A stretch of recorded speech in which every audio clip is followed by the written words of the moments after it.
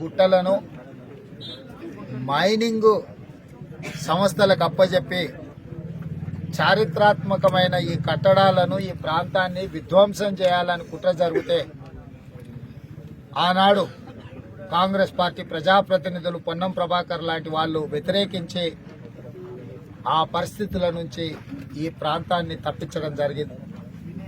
ఈ గుట్ట మీద సర్దార్ సర్వాయి పాపన్న విగ్రహం పెట్టడంతో కొంతైనా ఈ చారిత్రాత్మకమైన ఈ ప్రాంతానికి రక్షణ కల్పించారు.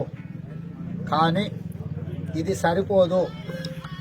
దీన్ని ఒక పర్యాటక కేంద్రంగా పౌరుషాలకు, బలహీన వర్గాల యొక్క, బహుజనుల యొక్క స్ఫూర్తి భవిష్యత్ తరాలకు ఇవ్వాలి అంటే రాష్ట్ర కేంద్ర ప్రభుత్వాలు ఈ ప్రాంతాన్ని పర్యాటక క్షేత్రంగా తక్షణమే ప్రకటించి ఈ ప్రాంతాన్ని అభివృద్ధి చేయాల్సిన బాధ్యత పాలకుల మీద ఉన్నది. కానీ బహుజనుల వ్యతిరేక ప్రభుత్వాలు రాష్ట్రంలో, కేంద్రంలో ఉండడం వల్ల ఈ ప్రాంతం నిర్లక్ష్యానికి గురైంది. ఈ ప్రాంతాన్ని కొత్త సంవత్సరం, కొత్త ప్రభుత్వం, కాంగ్రెస్ ప్రభుత్వం ఏర్పడుతుంది.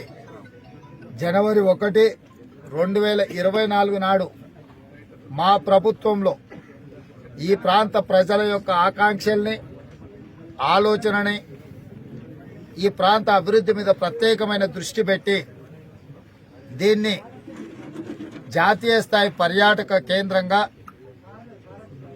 సర్దార్ సర్వాయి పాపన్న స్ఫూర్తిని భవిష్యత్ తరాలకు అందించే విధంగా భూస్వాములు, పెట్టుబడిదారులు, దొరల గడీలలో బందీ అయిన ప్రజాస్వామ్యాన్ని, సామాజిక తెలంగాణను వారి స్ఫూర్తితో పేదలకు అందుబాటులోకి తీసుకురావాలన్న ఆలోచన కాంగ్రెస్ పార్టీ చేస్తుంది.